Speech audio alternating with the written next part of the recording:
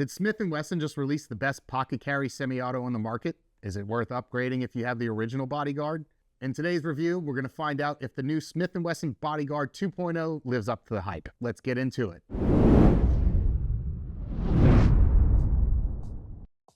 If you're new to the channel, I'm Luke McCoy. I launched USAcarry.com back in 2007 when I first started carrying as a resource site for concealed carriers, having state laws and the first reciprocity maps. It's grown into something much bigger since then, and I think I've been reviewing guns since about 2007 when I started doing that on the site. So recently, Smith & Wesson reached out to me and see if I wanted to review their newly released Bodyguard 2.0. I had caught some of the initial media buzz around it and was kind of looking forward to seeing how it handled.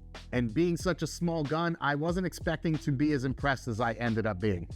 So my first impressions when I picked this up at the gun store and picking it up out of the box was, damn, I can get almost a full grip on this tiny subcompact with the standard magazine and no pinky extension or anything like that. So I have to say, I was impressed right out of the box, pun intended. And just to be clear before we get going, this is not a paid review. Smith & Wesson is not paying me for this. Nobody else is paying me for this. Smith & Wesson reached out to see if I wanted to do testing and evaluation on this, which I did. And when I'm all done, I have to send it back or I'll probably have the option to buy it. Now that that's out of the way, let's go over some of the specs and features of this new Smith & Wesson Bodyguard 2.0. If you already know the specs, you can use the chapter links below to skip ahead. All right, so for the specs, you got a width of 0.88 inches, a length of 5.5 inches, and a height of 4 inches. The weight is 9.8 ounces unloaded. The caliber is a .380 auto.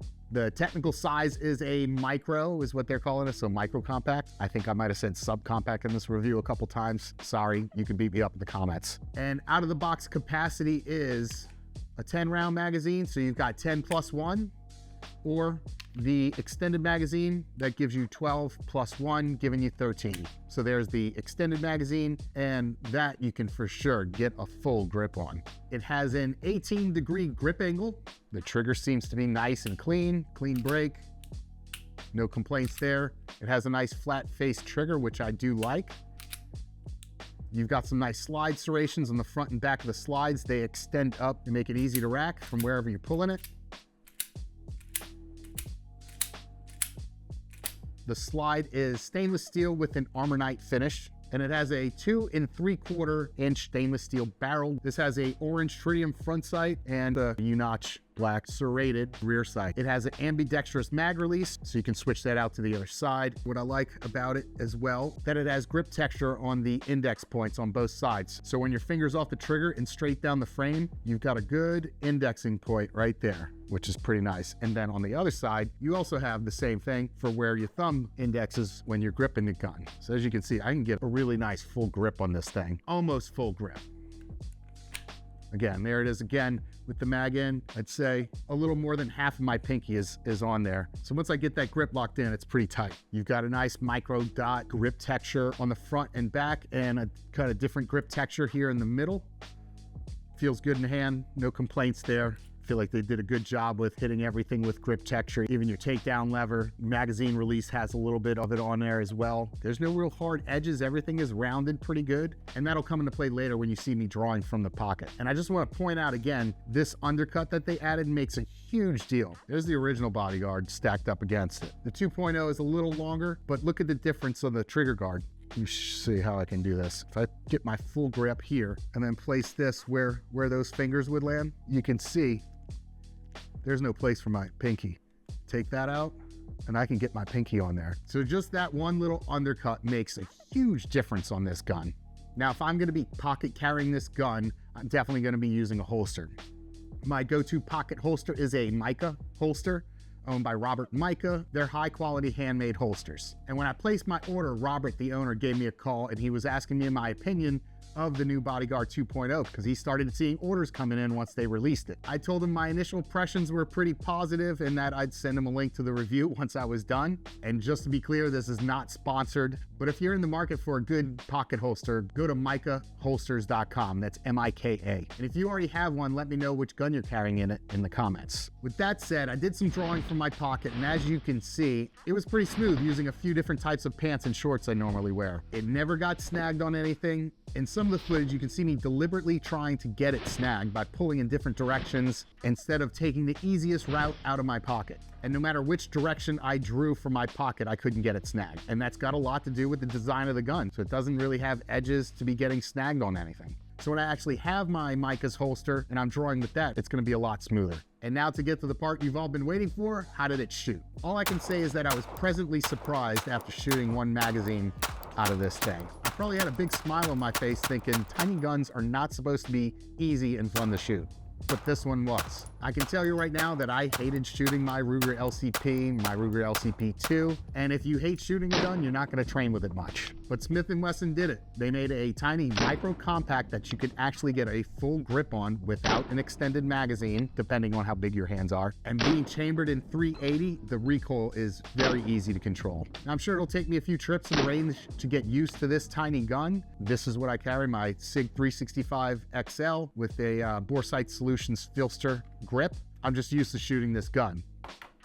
So when you put this little tiny thing in your hand, it's gonna take a little bit of time to get used to. I'm sure you can see me milking the grip a few times in some of the footage, but I'm sure I can get that worked out with a few trips to the range. As far as malfunctions go, between the two range trips, I put probably around 500 rounds through it of various types of ammunition, full metal jackets, hollow points, different manufacturers. I didn't have a single malfunction. The first range trip, you might see some light primer strikes, and that was due to the ammo incorporated full metal jackets that I bought from the gun store. I was getting light primer strikes in the LCP2 that I was shooting and the original Bodyguard. I didn't have any of that on the second trip to the range where I had none of that ammo and just different manufacturers. So I'll be letting the gun store guys know about that when I go pick up the other gun Smith & Wesson sent me, which is the Shield Plus Carry Comp. So keep an eye out for that review. If you haven't subscribed already, go hit the subscribe button to be notified when that video comes out. And also on that second trip to the range, I took some Fiocchi full metal jackets. When I was picking up the gun from the gun store, the clerk that was helping me out, he had one as well.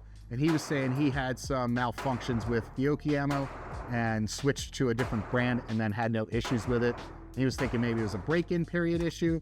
So I definitely wanted to try that. Now I'd already put about 250 rounds through it on that first range trip. So was that my break-in period? I don't know, but I didn't have any issues with Fiocchi ammo or any other ammo that I shot when I was at the range the first or second time. I ran all the ammo through the standard magazine and the extended magazine, and neither had any issues. And if you saw the slide not locking to the rear in some of the shooting footage, that's just because my thumbs were riding the slide stop. It is a tiny gun, so depending on the size of your hands and your grip, you might have issues with that too. But in my opinion, that's a me thing, not a problem with the gun.